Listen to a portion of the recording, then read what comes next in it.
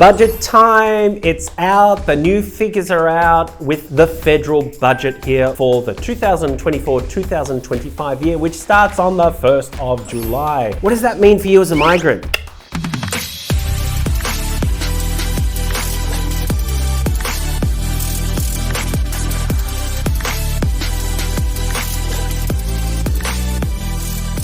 So the federal budget has come out and there is a big section about migration in there and how it affects you as a potential migrant. So let's break down these figures and have a look at what the changes are for the upcoming migration program year, which runs the same as the financial year, 1st of July until the 30th of June. Well, firstly, the permanent intake has now decreased ever so slightly from 190,000 spots to 185,000 spots. Now that's made up of about 70% of it for skilled migration and 30% of it to family migration. Now, what does that mean? What falls under skilled migration? Well, I'll tell you right now, skilled migration includes employer-sponsored visas, skilled independent, regional, state, territory nominated, business innovation, investment, global talent, distinguished talent. So what falls under the family allocation? Well, that is the partner, the parent, the child visas, and a few others like the remaining relative visa. Now, that's got a 30% quota, which is at 52,500, whereas the permanent one for the skilled allocation currently is sitting at 132,200 spots. If we have a look at what the figures were this program year compared to the upcoming one, some of the allocations have changed somewhat, okay? Now, the good news is state-nominated visas have increased from about 30,000 to 33,000, but the bad news is those of you who are looking at the 189 visa, it's reducing significantly. What you've got is the 189 has reduced from 30,375 down to 16,900. That is a massive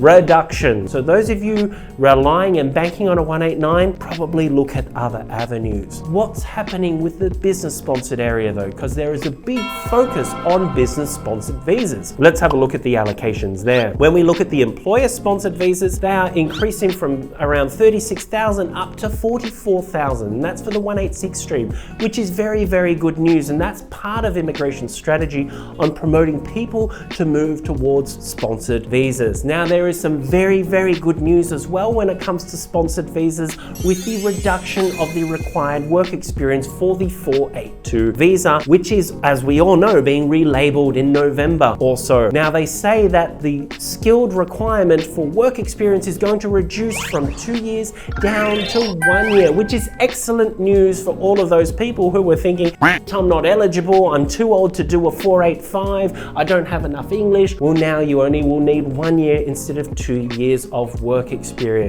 Another big change in the federal government that they have announced is the introduction of the ART, Administrative Reviews Tribunal, which will replace the AAT, Administrative Appeals Tribunal. There's been about $1 billion allocated to government over the next 4 years to make this work, which hopefully will speed up a lot of time at the AAT with people waiting. So, in summary, allocation spots for business-sponsored visas have gone up, for skilled independent visas have gone down, and for state-nominated visas, they have increased ever so slightly to 33,000. So my advice to you is focus on business-sponsored visas. That is probably how you are going to get to permanent residency, because we all know the new framework being introduced into November will have a pathway to permanent residency for everyone who gets on a sponsored visa. So make sure you jump on that bandwagon and don't rely on a 189 skilled independent. Start looking towards sponsored visas. We'll see you soon.